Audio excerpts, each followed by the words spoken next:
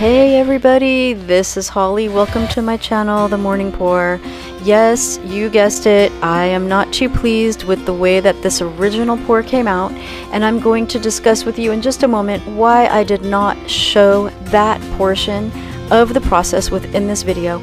But before we get there, could you just take a moment and be a doll or an amazing guy and smash that like button, and if you know that you like my content, maybe consider subscribing at this point in time. If you're new to my channel and haven't figured that out yet, then hey, you might want to forego that part, at least for right now, and I don't blame you. I'm a bit selective too when choosing channels to subscribe to, and if you don't know that for sure about my channel yet, then yes, please do wait. If you already know you've liked my content in the past and you're back again, then consider smashing that subscribe button and clicking the bell so that you get the notifications of my new postings. So here we go. You know how much I love, if you have seen any of my videos before, watching the paint come out of the cup. Especially, of course, if we are talking about a ring pour or a straight pour, then this is one of my favorite parts of those techniques, is watching that beautiful paint come out and making that beautiful puddle with all of those gorgeous lines and designs and possible cell formations coming through already in the early stages. So why did I choose to not show the beginning portion for the pour that did not come out well? There are a couple reasons. A primary reason in this particular video is that for this painting, I could tell at the end of when I stretched out the paint that there was a lot of beautiful things going on here. But I also could tell that if I did a little bit of detail work with a brush after it was dry, that I was going to be able to make all of the best parts of what happens pop like nobody's business and become an absolutely stunning video. And although I have sped those portions up later, they do still fill in a fair portion of time, and of course, as most content creators are, I do my best to be somewhat conscientious about the total length of the video. So for that reason, I definitely did not want to take additional time showing the pour that did not end up satisfactory to me. Now, is it a good idea to ever show, oh look, wait, I'm wrecking? If you've seen any of my videos before, especially with ring pours or straight pours, you'll know that I oftentimes love to give a little wrecking action. For me, I just more typically end up liking the results when I wreck them than when I don't, but of course I do like to take my hand at not wrecking them at times, because sometimes I really do love the results of the unwrecked ring and straight pours as well. So yes, I do feel that it can be helpful for people who are learning or just interested in seeing acrylic fluid pouring art, see the pours that don't work out well, and then just watch how an artist works through that. And there is relevancy to that.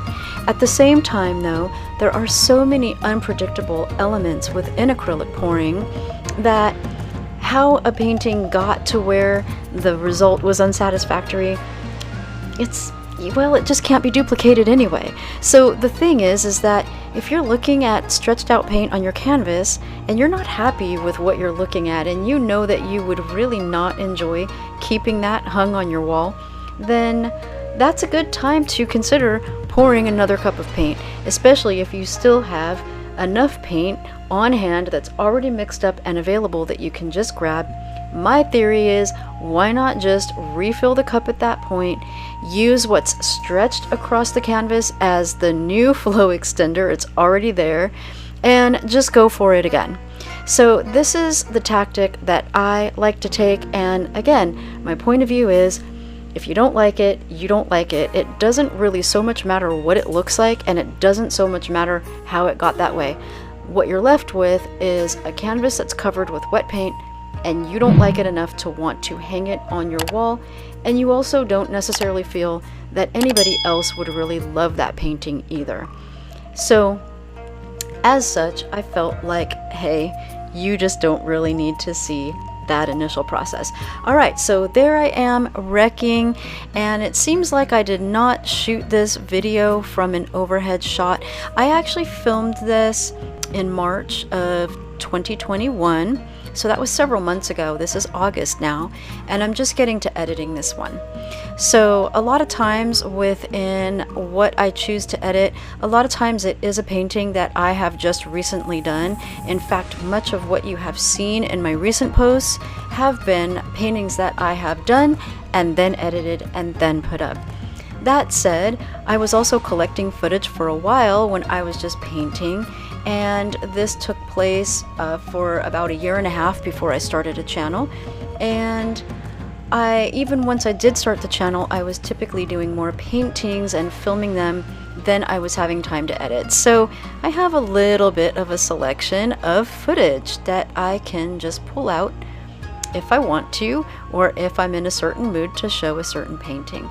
And so why did I choose this one for this point in time? Well, as you might have noticed on the way in, the title is called Dancing Peacocks. And I thought of that name when I saw the end result, which you will see just a little ahead. You will see what this looks like when it is stretched out and why I viewed it as peacocks. I also thought of the name Swirling Peacocks or Swirling Dancing Peacocks, but that was a little lengthy, I thought. So I brought it down to Dancing Peacocks. And you can see here, my friends, this is being stretched at real time. Look at how slowly I am maneuvering this canvas, because look at those beautiful shapes down in there. And as you can probably imagine, I'm committed at that point to maintaining those beautiful, beautiful swirls and designs as much as I possibly can in the stretching process. So I'm moving very slowly, very gradually. Patience is key, my friends. All right, remember that. Patience is key.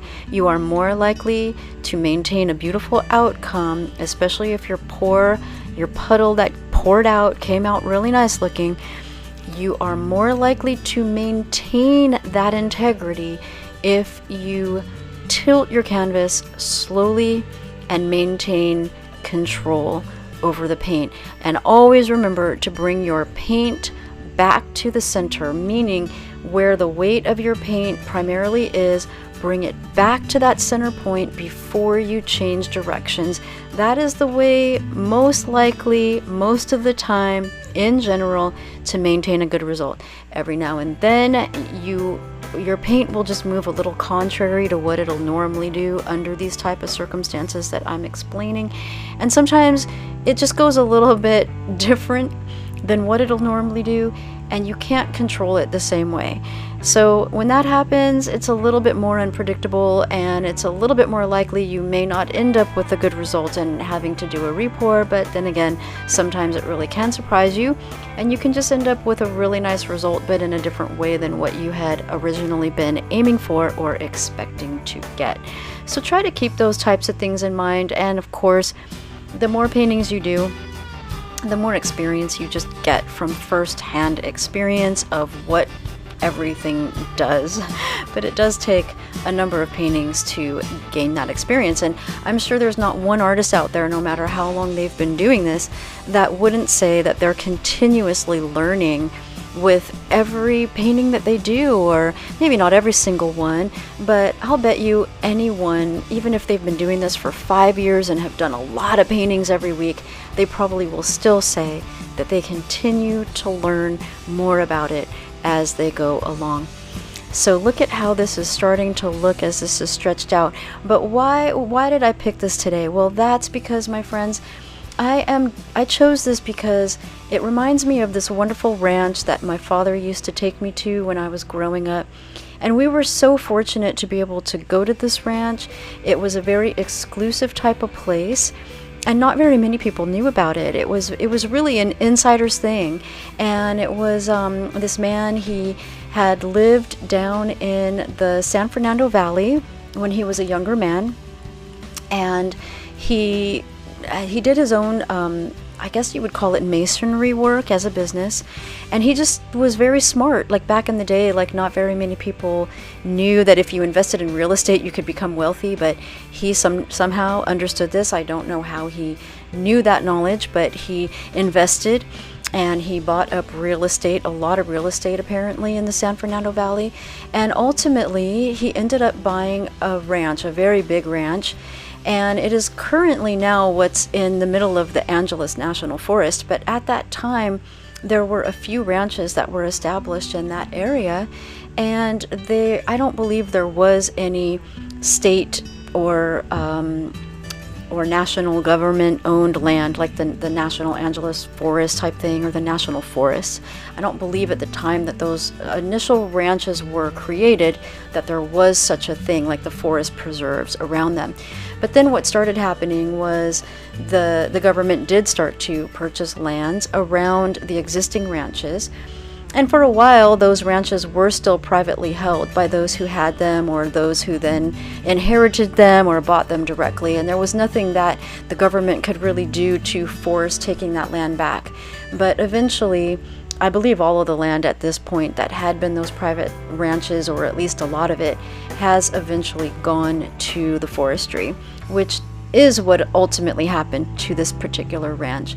But at that time, this man had a best friend who I believe he also knew from the valley, and I know the man myself. I knew him growing up, and his wife's son was actually married to one of my aunts, and so that is how my dad got introduced to the ranch and how we were introduced to the owner.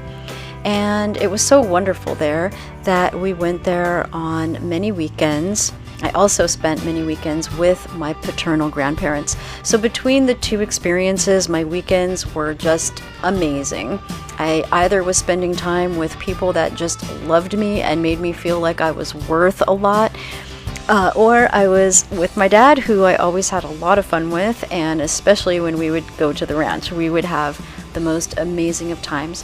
There were a lot of animals at the ranch. When I first went there, there was a herd of buffalo. So yes, I got to actually be in close proximity to a herd of buffalo. There were horses and cows and raccoons. There were even raccoons that had been kept, and deer that had been injured, that were then cared for and became pets at the ranch. And it was so beautiful. So I've had a lot of amazing experiences. And there were peacocks, a lot of peacocks at this ranch, and they were roaming around all the time. And after they would mate every year, a lot of people I don't think know this, but the males are the ones with the big fanned tails. The females are not even as beautifully colored at all. They tend to be more brown on their overall body color. So the beautiful green ones with the beautiful tails, those are the males, and they look so beautiful to attract the females for the mating season. And here's especially what a lot of people may not be aware of, is that after they mate, those tail feathers, those long tail feathers, fall out. Now, in this particular area where this was taking place, and the weather patterns probably have a lot to do with the timing of this, so this could vary if peacocks are in a different type of weather patterning condition.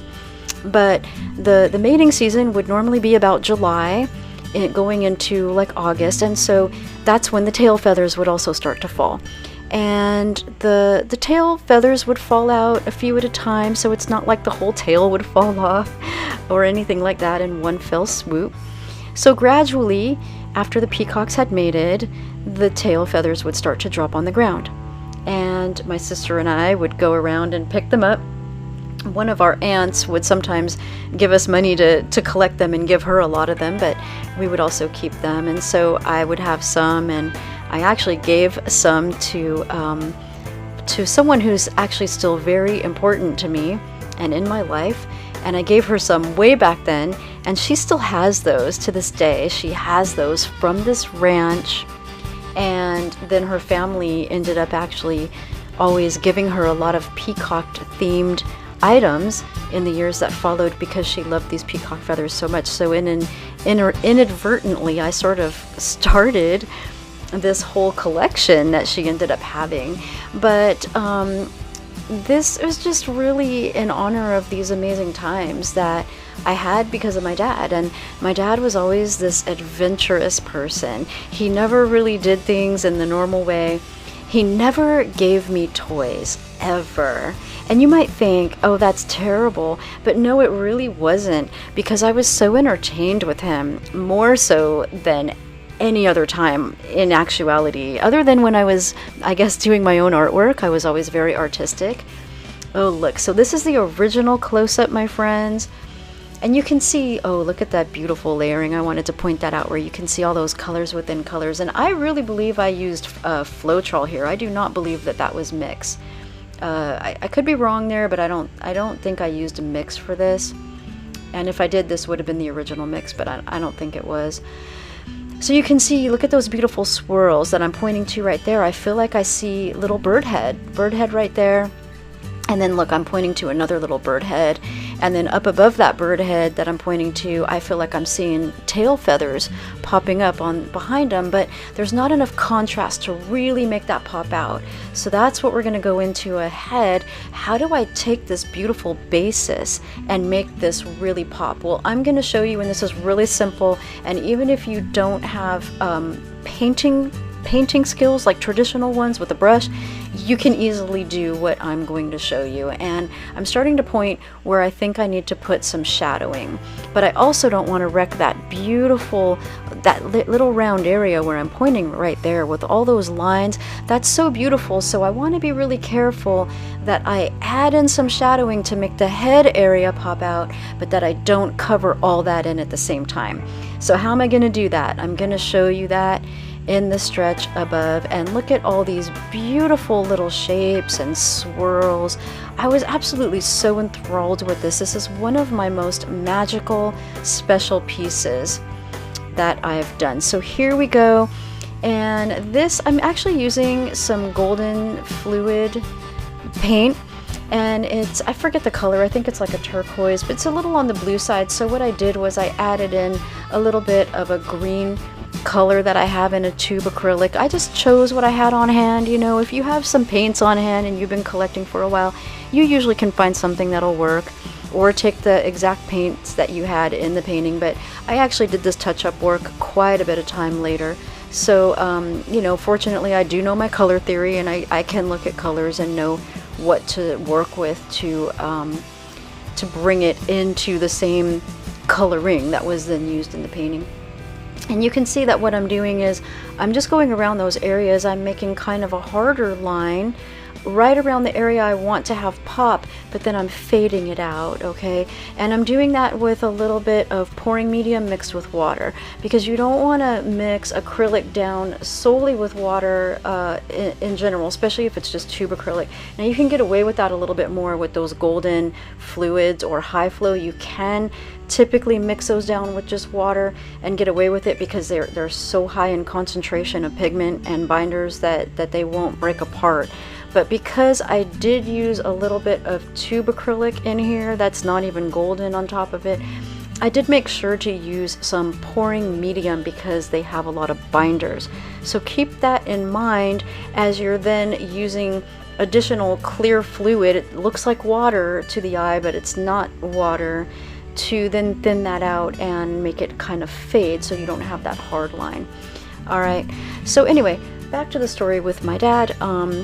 He never gave me toys, but he always included me in everything that he was doing when it was, you know, in his home time.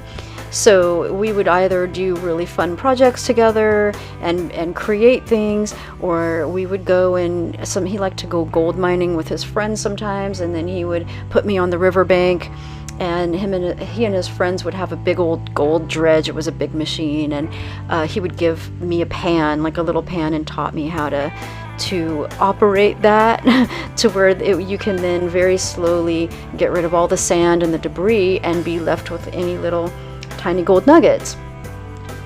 That wasn't as fun for me as the ranch, but still, my point is that he always included me. Or even if he was doing a repair, let's say he was doing a repair on the roof, he'd take me up on the roof with him. I was a girl growing up. I had no problem going up on a ladder by myself, going up and down, and he would just make me his assistant, and it would make me feel very proud of myself and like I was being of value to him. And I feel that, you know, his way of going about that just gave me so much confidence. It made me feel so much love. It was very fun for me, and it just made me feel really important and useful. And as a kid growing up, I think any kid growing up needs to feel that way. And even his parents, my paternal grandparents, they didn't spend a lot of money on us, like going to movies and things like that. But again, we were just included in a lot of things. They would take me camping.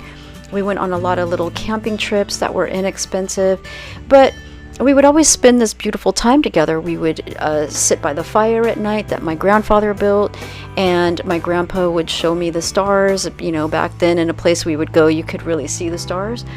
And he would show me the Big Dipper, the Little Dipper. We'd go on nature walks in the day, and he would just point things out and just teach me, like, you know, if there was a pond, he'd say, oh, look at those guppies, and he would teach me how they turn into frogs, or he would show me the water spiders. My point is that they were just very interactive and very kind, and it wasn't so much that they gave a lot of things, but it was just that they included me in ways that, again, made me feel really important, made me feel of value. I learned things. It just made me feel like they wanted me around. They didn't have to say that. I just felt it. And I always felt such a bond with them. And they just made me feel really important and like I had a lot of value. And because of that, I really favored them over a lot of other people that I didn't really quite get that from. So it's not always about like how much money you can spend on someone and what you can give them. It's really about how you make them feel and your interactions and just the way you talk to them and the way you interact with them. It could be the cheapest or the freest thing in the world, but it could be priceless because of how good it made them feel that they were to you. And that gives them confidence to then later go out in the world and do things, and that's really where the value is at. So again, also my dad's favorite color was green, and this painting does have a lot of green. And as of the day I'm editing this is his birthday. I don't know if I'll be able to finish it and put it up on the day of his birthday, but I am hoping to. So this is in a memory of him, and just the fun times that he made life for me, and just everything that was in terms of the value. I mean, I've got value from many different places and many different people, but right now this is in honor of him and memory of him, and so I'm shining the light more on that. But yeah, and I just wanted to share a little bit about that for you, and it was so beautiful, just being able to be around the peacocks and seeing them every day. They just roamed around, and there were a lot of them, and they would fly up in this tree at night and sleep, so they'd be safe, because, you know, there's a lot of like coyotes and things like that would come out at night, and so when they're up in the tree, they're just a lot safer, and it was just beautiful. They do make a kind of an unfortunate sound in the morning when they go off, you know, kind of like roosters do. They kind of make a crowing type of sound, at whatever you would want to call it in terms of peacock sound. It's not the most pleasant, but I didn't mind. They're so beautiful, and to me the whole thing was just beautiful. So here I'm actually taking a deeper orangish color to add a little more detail in the area that you see I'm painting in right now, and I guess it might have a bit of copper in it. I just wanted to deepen that orange and just bring some of those details out. So again, you know, I'd love to hear from you in the comments below what you think of this or any of the story that I've told, what you think of the painting. There's so many details in here that are just so unusual and special compared with most results that I've gotten. I'd love to be able to create results like this more typically, and I didn't set out purposefully to do it. It's just how it turned out.